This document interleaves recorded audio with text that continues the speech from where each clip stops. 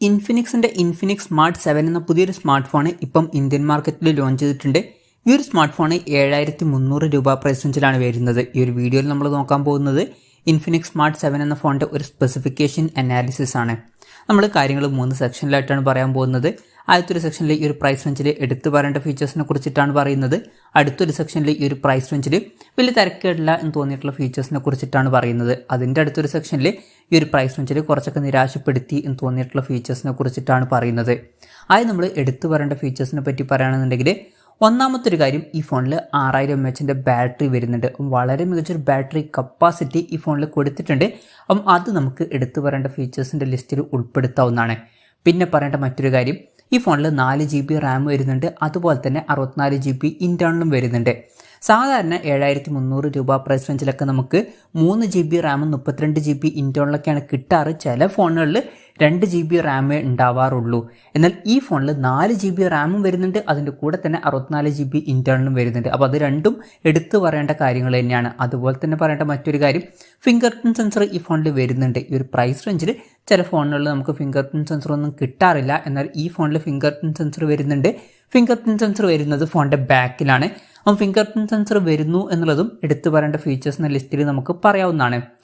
ഇതൊക്കെയാണ് എടുത്തു പറയേണ്ട ഫീച്ചേഴ്സിൽ പറയാനുള്ള കാര്യങ്ങൾ. ഇനി ഈ ഒരു പ്രൈസ് റേഞ്ചിൽ വലിയ തിരക്കേടില്ല എന്ന് തോന്നിയിട്ടുള്ള ഫീച്ചേഴ്സിനെ പറ്റി പറയുകയാണെന്നുണ്ടെങ്കിൽ ഡിസ്പ്ലേയുടെ കാര്യം നമുക്ക് ഈ ഒരു ലിസ്റ്റിൽ ഉൾപ്പെടുത്താവുന്നതാണ്. 6.6 ഇഞ്ചിൻ്റെ HD+ ഡിസ്പ്ലേ ആണ് ഈ ഫോണിൽ വരുന്നത്. ഫുൾ HD റെസൊല്യൂഷൻ കൊടുത്തിട്ടില്ല. പക്ഷേ 7300 രൂപ പ്രൈസ് റേഞ്ചിൽ നമുക്ക് ഫുൾ HD റെസൊല്യൂഷൻ എക്സ്പെക്റ്റ് ചെയ്യാൻ പറ്റില്ല. ആ ഒരു പ്രൈസ് റേഞ്ചിൽ ഒരു ഫോണുകളിലും ഫുൾ HD റെസൊല്യൂഷൻ ഒന്നും വരുന്നില്ല. അതൊക്കെയാണ്. പിന്നെ LCD പാനലാണ് ഇതിൽ ഉപയോഗിച്ചിരിക്കുന്നത്. കൂടിയ റിഫ്രഷ് റേറ്റ് ഈ ഫോണിൽ സപ്പോർട്ട് ചെയ്യുന്നില്ല. 60 Hz റിഫ്രഷ് റേറ്റ് ഈ ഫോണിൽ വരുന്നുള്ളൂ. പക്ഷേ ഈ ഒരു പ്രൈസ് റേഞ്ചിൽ അതിൽ കൂടുതലൊന്നും നമുക്ക് എക്സ്പെക്ട് ചെയ്യാൻ പറ്റില്ല. ഈ ഒരു പ്രൈസ് റേഞ്ചിൽ എല്ലാ ഫോണുകളിലും 60 Hz റിഫ്രഷ് റേറ്റേ വരുന്നുള്ളൂ. പിന്നെ ഫോണിൻ്റെ ഫ്രണ്ടിൽ വാട്ടർ ഡ്രോപ്പ് നോച്ച് ഡിസൈനുള്ള നോച്ച് കൊടുത്തിട്ടുണ്ട്. പഞ്ചോൾ ഡിസൈൻ ഒന്നും വരുന്നില്ല. പക്ഷേ ഈ ഒരു പ്രൈസ് റേഞ്ചിൽ അതും നമുക്ക് എക്സ്പെക്ട് ചെയ്യാൻ പറ്റില്ല. പിന്നെ പീക്ക് ബ്രൈറ്റ്നസ് വരുന്നത് 500 nits ആണ്. അപ്പോൾ ഡിസ്പ്ലേ ഫീച്ചേഴ്സ് നമ്മൾ മൊത്തത്തിൽ നോക്കുകയാണെന്നുണ്ടെങ്കിൽ 7300 രൂപ പ്രൈസ് റേഞ്ച് വെച്ച് നോക്കുമ്പോൾ അത്യാവശ്യം തിരക്കുകളില്ലാത്ത നല്ല ഡിസ്പ്ലേ ഫീച്ചേഴ്സ് ഈ ഫോണിൽ വരുന്നുണ്ട്. ബേസിക് ആയിട്ടുള്ള ഡിസ്പ്ലേ ഫീച്ചേഴ്സാണ്. എന്നാലും 7300 രൂപ പ്രൈസ് റേഞ്ചിൽ ഇത് അത്യാവശ്യം തിരക്കുകളില്ലാത്ത നല്ല ഡിസ്പ്ലേ ഫീച്ചേഴ്സൊക്കെ തന്നെയാണ്. പിന്നെ പ്രോസസ്സറിൻ്റെ കാര്യം പറയുകയാണെങ്കിൽ unisoc SC9863A1 എന്ന പ്രോസസ്സറാണ് ഈ ഫോണിൽ വരുന്നത്. ഇത് 7300 രൂപ പ്രൈസ് റേഞ്ചിൽ തിരക്കേടില്ലാത്തൊരു പ്രോസസ്സറാണ്. പിന്നെ ഇത് ബേസിക് ആയിട്ടുള്ള ഒരു പ്രോസസ്സറാണ്. ബേസിക് ആയിട്ടുള്ള കാര്യങ്ങളൊക്കെ നടന്നു പോവേണ്ടതാണ്. വലിയ ഗെയിമിംഗ് ഒന്നും എക്സ്പെക്റ്റ് ചെയ്യേണ്ട. പക്ഷേ 7300 രൂപ പ്രൈസ് റേഞ്ചിൽ നമുക്ക് ഇതിൽ കൂടുതലൊന്നും എക്സ്പെക്റ്റ് ചെയ്യാൻ പറ്റില്ല. ബേസിക് ആയിട്ടുള്ള ഒരു പ്രോസസ്സർ ഇതിൽ കൊടുത്തിട്ടുണ്ട്. പിന്നെ 5G സപ്പോർട്ടൊന്നും വരുന്നില്ല. മാക്സിമം 4G സപ്പോർട്ടാണ് വരുന്നത്. 7300 രൂപ പ്രൈസ് റേഞ്ചിൽ ഇപ്പോഴത്തെ ഒരു ഇതിൽ നമുക്കൊരു 5G ഫോണൊന്നും എക്സ്പെക്റ്റ് ചെയ്യാൻ പറ്റില്ല. പിന്നെ LPDDR4Xൻ്റെ റാമാണ് ഇതിൽ ഉപയോഗിച്ചിരിക്കുന്നത്. പിന്നെ മെമ്മറി എക്സ്പാൻഡ് ചെയ്യണമെന്നുണ്ടെങ്കിൽ ഈ ഫോണിൽ ഡെഡിക്കേറ്റഡ് മെമ്മറി കാർഡ് സ്ലോട്ട് കൊടുത്തിട്ടുണ്ട്. അതായത് 2 സിം യൂസ് ചെയ്യുമ്പോൾ തന്നെ ഒരു മെമ്മറി കാർഡ് നമുക്ക് സെപ്പറേറ്റ് ആയിട്ട് യൂസ് ചെയ്യാം. പിന്നെ വെർച്വൽ റാം എന്നുള്ള ഫീച്ചറും ഇതിൽ വരുന്നുണ്ട്. അതായത് എക്സ്ട്രാ റാം വേണ്ട സമയത്ത് ഇൻറ്റേർണൽ മെമ്മറിയിൽ നിന്ന് കുറച്ച് മെമ്മറി എടുത്തിട്ട് അത് റാമായിട്ട് യൂസ് ചെയ്യും. അങ്ങനെ 3 GB റാം വരെ എക്സ്ട്രാ നമുക്ക് ലഭിക്കുന്നതായിരിക്കും. പിന്നെ സിംഗിൾ സ്പീക്കറാണ് ഈ ഫോണിൽ വരുന്നത്. 3.5mm ഓഡിയോ ജാക്ക് ഈ ഫോണിൽ കൊടുത്തിട്ടുണ്ട്. ആൻഡ്രോയിഡ് 12 ബേസ് ആയിട്ടുള്ള XOS സോഫ്റ്റ്വെയർ ആണ് ഈ ഫോണിൽ വരുന്നത്.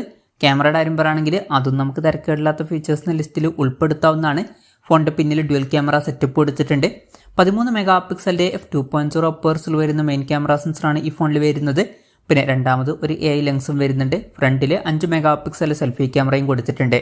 പിന്നെ ഈ ഫോണിൽ ഫാസ്റ്റ് ചാർജിങ്ങും സപ്പോർട്ട് ചെയ്യുന്നില്ല. 10 വാട്ടിൻ്റെ ചാർജിങ് സ്പീഡേ വരുന്നുള്ളൂ. പക്ഷേ ഈ ഒരു പ്രൈസ് റേഞ്ചിൽ അതൊരിക്കലും ഒരു കംപ്ലയിൻ്റ് ആയിട്ട് പറയാൻ പറ്റില്ല. കാരണം ഈ ഒരു പ്രൈസ് റേഞ്ചിൽ ഒരു ഫോണിലുള്ള നമുക്ക് ഫാസ്റ്റ് ചാർജിങ് സപ്പോർട്ടൊന്നും കിട്ടുന്നില്ല.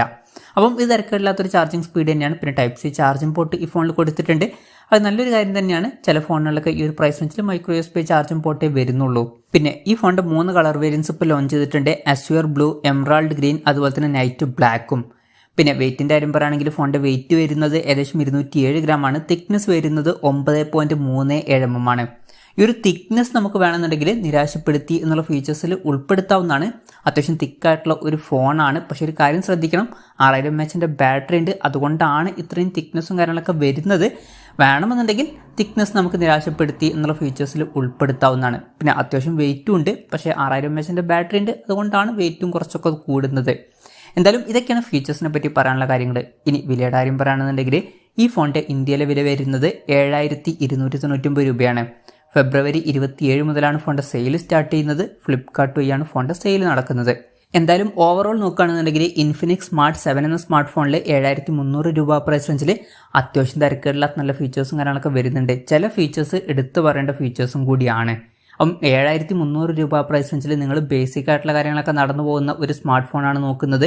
അതിൻ്റെ കൂടെ നിങ്ങൾക്ക് 6000 mAh ബാറ്ററിയും 4GB റാമും 64GB ഇൻറ്റേർണലും അതുപോലെ തന്നെ ഫിംഗർ പ്രിന്റ് സെൻസറൊക്കെ വേണം എന്നുണ്ടെങ്കിൽ ഇൻഫിനിക്സ് സ്മാർട്ട് 7 എന്ന സ്മാർട്ട് ഫോൺ നോക്കാവുന്നതാണ്.